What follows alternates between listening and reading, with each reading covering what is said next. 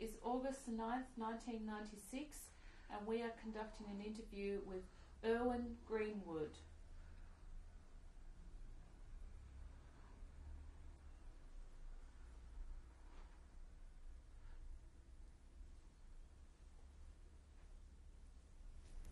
Mr. Greenwood, you were telling me about your first meeting with Armin Girth and meeting Schindler and the work you did for Armin Girth.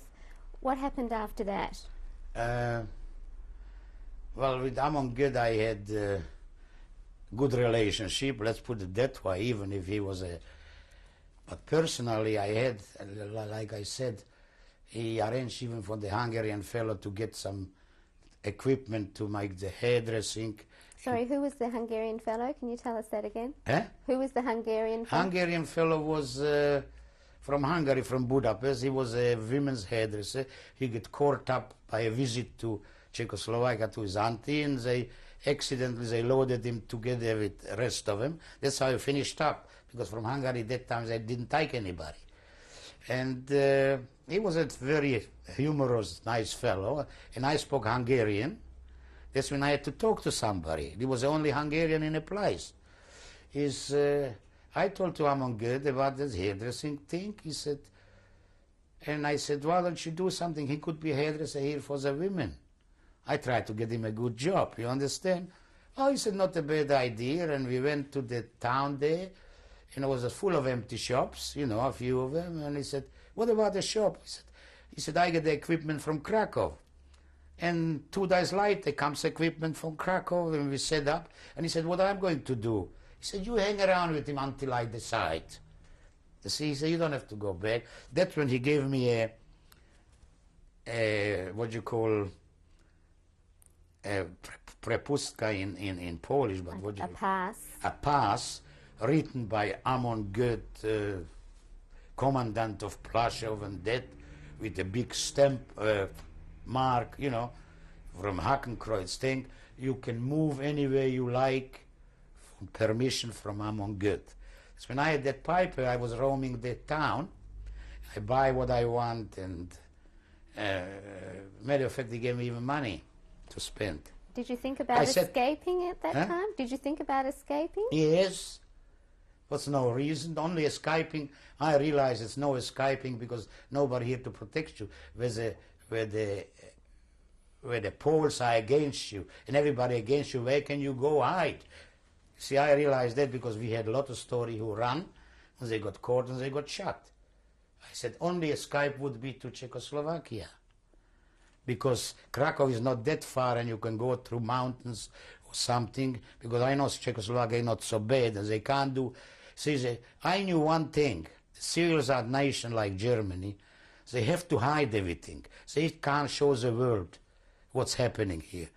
And I understood that very well, as the rest of them didn't. And I said, if I am somewhere else, they can't do that only here, because that's occupation and it's censored and no world knows about it. Well, that was really like that.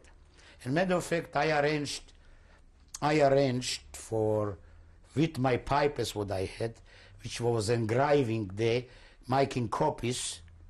And matter of fact, I even I supported, one fellow was a Polish guy, he had a Jewish father and a Catholic mother, and he got killed, and he was brought up Catholic, but he still knew he was Jewish father, yeah? Him, another fellow, what was from Czechoslovakia, I knew, he said he's going to try to make a break and let know the rest of the world what's going on. And this was in 42. And I remember with that passport, they did it. They ran away.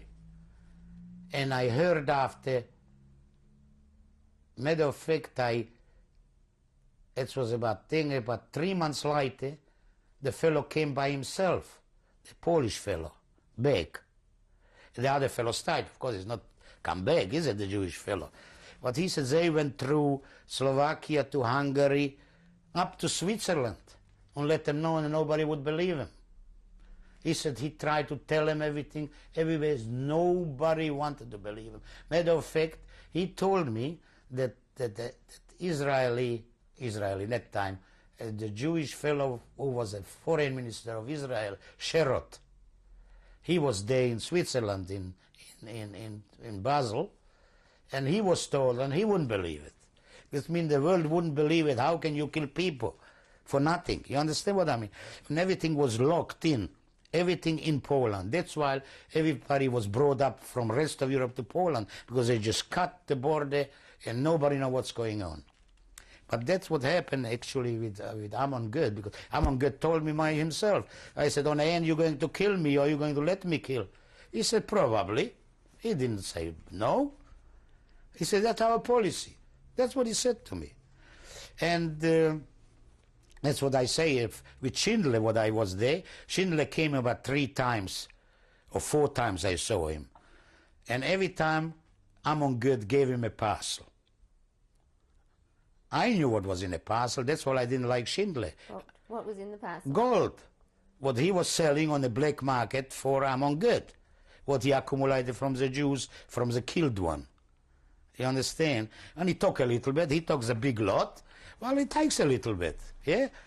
And that was my conviction then. The Schindler was going around and he was free to go like civil. He had the Hakenkreuz here, like that. He was civil. And he went to Lodz and Warsaw and Lublin, and there he could go anywhere. He was a Nazi, yeah? And he was selling the tank for him, to my cup. That's what I'm trying to tell you, to extend that story with Amon Good, because afterwards he arranged for that friend of mine, the hairdressing salon.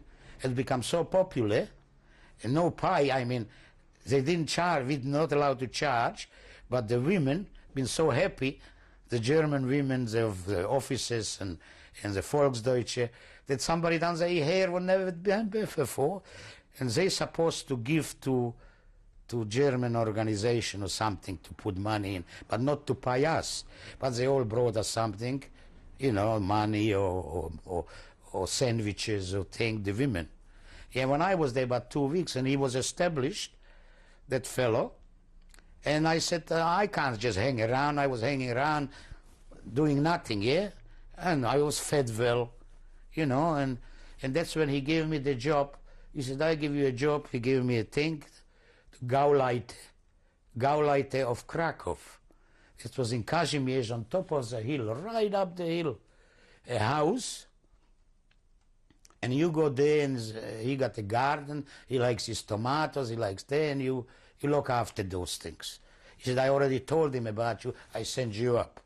When I was sent up and I come up there and I see a big hill, and I see about 50 Jews beaten by him, you know, something shocking, because he wanted to put a 20 meter post on the top of the hill with the Nazi flag on top.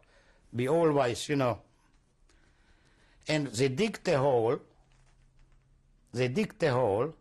and he told them to put it in and with the shoulders to think like that. And he's beating him, Why don't you do it? He had no idea what they've been doing, what he was doing. You know, he was just, and he looked, to me, he was dark hair he had a mustache like Hitler, you know, he was a Gauleiter. You know what a Gauleiter is? Is a Nazi civil who looks after that his Nazi laws are implemented, you know, even by the SS. And I went up and looked, I went to the house, and his wife was there with the wife's sister. And I showed her the pipe. He said, you have to see my husband. And I went up there. He said, who are you? You know, he was really boiling, and I gave him the thing. You know, God told me. And I saw what's going on, that they don't go anywhere. And he's just beating him, and they can't put it up. And I said to him,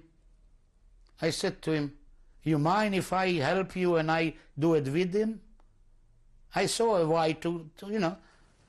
And he said, you talking to me, you know? And I said, yeah, I might do it. Anyhow, He said, all right. And he dropped thing and he went to his house. And that's when I organized them on a quiet, because they've been just running from the whip. That's mean, if they're running from the whip, how can they work? Yeah, but that's all he was doing. Anyhow, I told them to dig a deeper hole, because the hole wasn't deep enough to start it before you push it up. You understand what I mean? Anyhow, we dig the deeper hole, and after we stand up on each other, you know, on each other like that, one another, and I went right on top, and with the shoulders, we pushed it in, with the flag already on top, and they filled the hole on the bottom, and I remember I had to jump down because it was very high. Anyhow, we done it, and anyhow, he came, he was surprised, and he dismissed the rest of the Jews. They can go back in the camp, but that's what happened. See, and after, he didn't even look at me. You know, he was a real dog, excuse me saying so. And I started to work. Next day I came, and I have to attend the tomatoes and cucumbers and onions and carrots and put sticks in them, mending the fences, you know, look after the place. But inside I'm not supposed to go. Everything outside, yeah? Anyhow, and his wife started to talk to me, and his sister, and he used to go during the day on his, I don't know where he go, to Krakow, to here. When they talk to me, they ask me questions, where I'm from, and they said, you don't look Jewish, how come? And they said they never saw a Jew in their life. You can imagine? And I said, what did you think? Every Jew looked like they put him in a pipe. He said, we never saw a Jew. I never saw a Jew in their life. Anyhow, I talked to him, and they've been very sympathetic. They've been very scared of him, even his wife. They gave me, they feed me, and I was there. That's the job Amon God gave me. Now, what happened on Sunday, they had a party. That's what I wanted to mention here. Who arrived? Amon God with his girlfriend. Schindler with a new girlfriend. And one fellow was brought for his wife's sister, some kind of officer. And they remember I was outside, and they've been playing the gramophone. What do you call the, in English? Gramophone? Yes. Yeah? Yes. You know, that old-fashioned one. And dancing and drinking and things, Schindler and Amon God, you know. And Amon God came outside, he said, how are you going? I said, not bad, quite a good job. And I was always joking, I was telling, you know. And that's what I said, that's what I saw Schindler last time. And that was the girlfriend Amon God had, which one was on news about 3-4 years ago. You remember she was interviewed, she was about 78 or 18. Mm-hmm. But she said she didn't know. No. She knew everything. What do you mean didn't know? So how long were you there in that job? That job I was only 4 or 5 weeks. 4 or 5 weeks. And I had from Amon God, in the meantime I talked to Amon God and Schindler once, because that time was already the war not going so good in 42, in July, in August, already they had trouble in Stalingrad. And Schindler was very worried. He was talking to him. He said, doesn't go so good. And he asked me, Amon God, and I said to him, you can't win the war. You know what I mean? I said, on the long run, you can't win. And he said to me, we win the war. And I said to him, don't be so sure. He said, if it would be somebody else, I would kill you for it. That's what he said to me, you know. And I said, but you told me to tell the truth. Yes, I like it. You tell me the truth. That's all I like it. Yeah, and Schindler was worried about the war situation. Yeah, well, and that kind of job I had with him. And I told you, with him I had very good relation. Even he was, I heard stories, something shocking. He was. And afterwards, one day they just took me from there by force.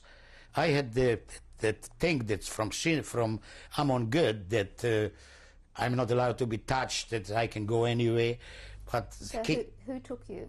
It came 4 o'clock in the morning to the camp, a truck, 2 truckloads from Lublin district. That's when Krakow district belonged to Amon God.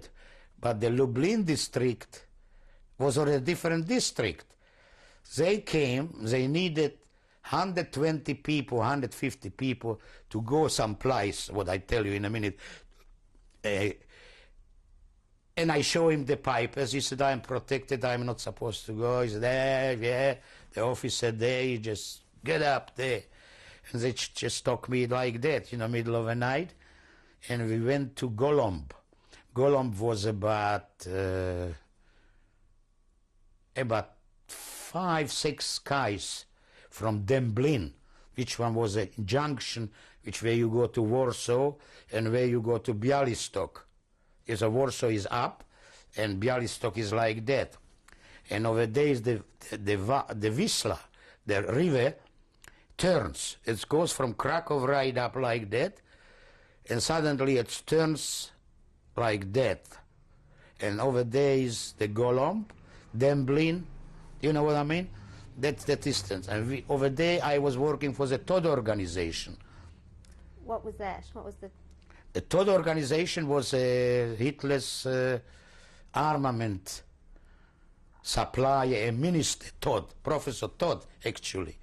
And his organization prepared the war, like the roads, the railways, the connection for Germany. Anything important. And he believed in him, you know what I mean, the Todd. And the Todd organization, that's mean in a way, we've been actually building a railway there, because I remember where the railway gone, I don't know, extra one. My thing was that they've been building a railway between Pulavide and Białystok and Brest-Litovsk, because you see the line was to Brest-Litovsk from Warsaw. But they had only one line, mine one. That's mean if a train came between a station, had to stop at the station to let pass the other train. That's mean it slowed down the war effort. Yeah? That's mean we've been building that second line. That 2 trains can go right like that, not to stop at the station. And it was very hard work. It was very in August, very hot. So were you in Golomb for very long? No, well, about two months. Well, that's what I'm trying. I won't do the Golomb is like that. I was protected there one way because I was good work, as I said, and I spoke German. That means they could, and I was, and like I said, they put me after in the kitchen after the hard work. I had protection, like they said. I said, got me off. They put me in the kitchen, and in the kitchen I was working with that girl. You know, SS was only, wouldn't be more as 30 people, SS, because Todd organization didn't need the you know what I mean, to watch you. We never had even wire around. I could even run where? It's easy to say run. Where you run? If nobody accepts you, nowhere to run. They just get you and shoot you. That's all you do. Is I could have run where? I would run first 10 miles, I would be caught. Like I said, I was peeling the potatoes and talking to her. I already spoke good Polish, you know, for 4 months. I already Polish spoke. And she was a nice girl, young girl, about 18. And she liked me very much, but not, you know, she was a girl from the SS men. And she started to cry. One day and next day, and looked at me. She didn't look at me anymore. You know, and I knew something wrong, and I had feeling. I was always, like you call, I got intuition. Yeah. You understand what I mean? I had always something that I knew I had something going to happen, something have to decide. Even I wasn't a hero. I'm not like that, my nature. But you know what I mean? I had always, well, I have to. Suddenly she told me that the camp is going to be liquidated. Oh, not to tell anybody, because anyhow. And I understood that I have to disappear. If when's going to liquidate it, she's not sure. She said next 2 weeks sometime. When, tomorrow or after, she didn't know.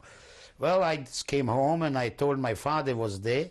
Accidentally, my father, my little brother, came from another camp from Opole to the same camp, to Golomb. That means we had a good time there, because Like I had protection from the SS, I gave my father a good job. You understand what I mean? An easier job. And my brother, and things like that, you know, that's how it works. First you protect your family. And that was that the first time you'd seen your father since Opole? It's first time, yeah, that's right. That's where I met him. See, accidentally they brought us from Kazimierz and brought from there a few. It was about 400. Did you know what had happened to your mother and the rest of the family at that stage? Well, that stage, I tell you, that stage, actually that's when happened in Golomb. I paid my two assessment. They went with a truck. That's when I said to pick up from somewhere new Jews to work. Yeah? And this was on a way to Opole. And I said to him, what about you take me, you drop me off, and you pick him up, you pick me up. And they agreed, and I bribed him.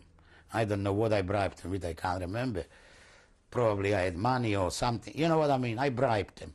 But I knew one fellow very well, the assessment, and anyhow, he dropped me off in Opole, and they continued.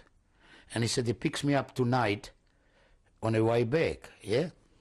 Well, that's when I saw my mother. That's when I went to see actually my mother and my little brother, my auntie, my another auntie, and they all lived in that one room, 2 aunties with 3 children, my brother with my mother,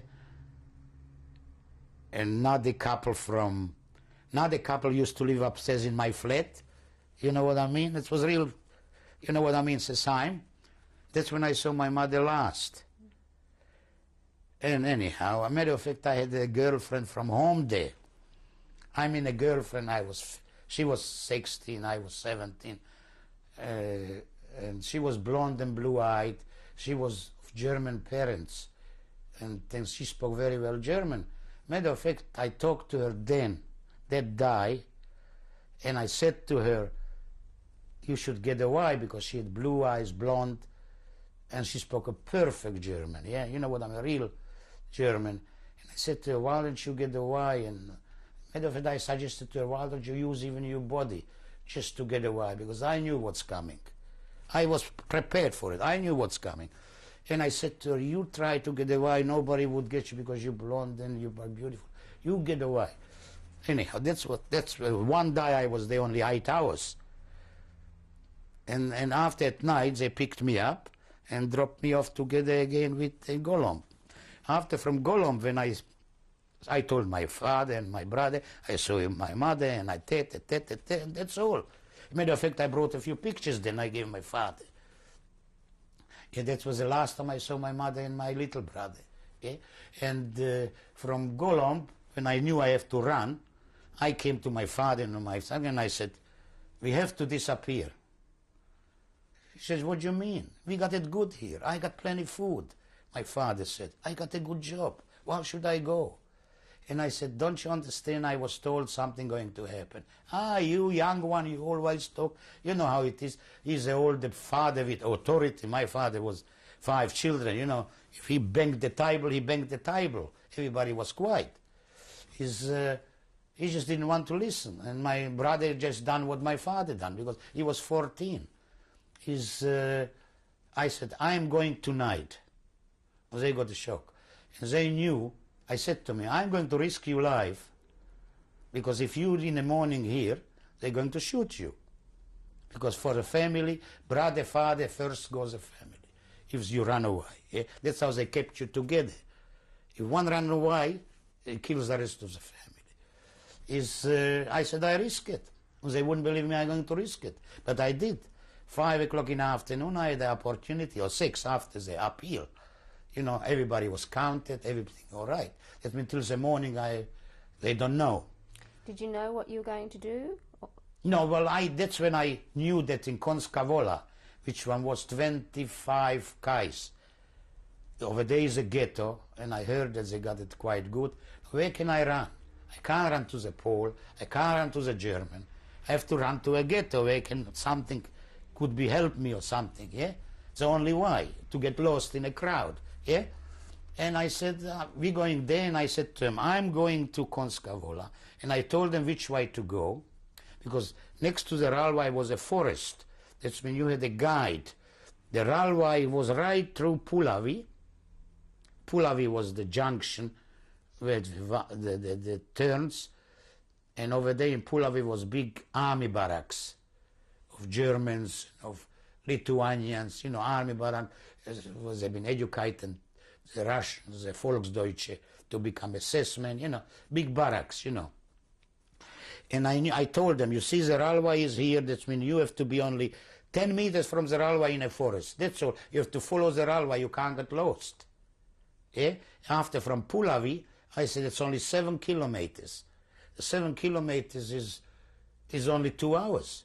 You know what I mean? To me, it took only 1.5 to walk. You understand? Because there was no railway between Puławy and Kąskowola. Now, well, I jumped, actually. I jumped off the train before Puławy and crossed the road, I remember, and that's where I saw the Pole, about 75-year-old, and I asked him, which way to Kąskowola, which one here? Even a Pole, 75-year-old, he turned around his horse and cart and went to report me. See, the Poles are like that, And I noticed it. I said, what are you turning around? Yeah, well, I had to get away, and I didn't know where. I went over, there was another camp for 200. Only what they've been cleaning the streets and working for the army barracks, you know what I mean? And I went in that camp, and I told them who I am, I'm running, try to get in Kąskowola, I can sleep over. Anyhow, they let me sleep over, but they said I have to disappear before 6:30 or something, because the appeal is there, and I will be one too many. That's when trouble is there. You have to be exact, you see. And well, come to 6 o'clock, I stayed behind, and they've been busy inside. That was the first floor, and downstairs, I ran down on the downpipe from the first floor to the street, and I started to walk towards. I was with the instruction where to go, what to go. Kąskowola was written 7, I remember so well, 7 kilometers. It was exactly written there, yeah? Well, I started to walk, and it was nearly 7 o'clock. And I had to pass the guards of Gestapo 1 and the army, because they used to, like a guard goes up and down, one here and one a bit, another half a mile. Well, I looked good, I was well dressed, and took everything off, of course. And I said, I have to be calm. I can imagine how calm I was, And I came to, and he came to me, and he says to me, he looks on the watch, it's a curfew. I forgot about the curfew. I got nearly caught. I was 15 minutes too early. You understand? Because I had to go down 6 o'clock. The curfew was from 7 o'clock. But I forgot about it, and I said, I got something to do in Kąskowola, and I can't wait for the bus, and I better walk and give me good exercise, and I spoke good German. And he says, I'll let you go, but you're not supposed to, even you're not supposed to. You see, he treated me like, not a Jew, because I was so confident talking to him in German, yeah? And by the time I arrived to the second guard, he looked on the watch too. But he saw me from that far, that's I talking to him. He said to me, you had a good talk? I said, well, I had to keep him busy because he was cold. And he laughed, he let me go. That's when I was past the main thing. And afterwards I was walking 7 kilometers. And I came to Kąskowola, was I-30.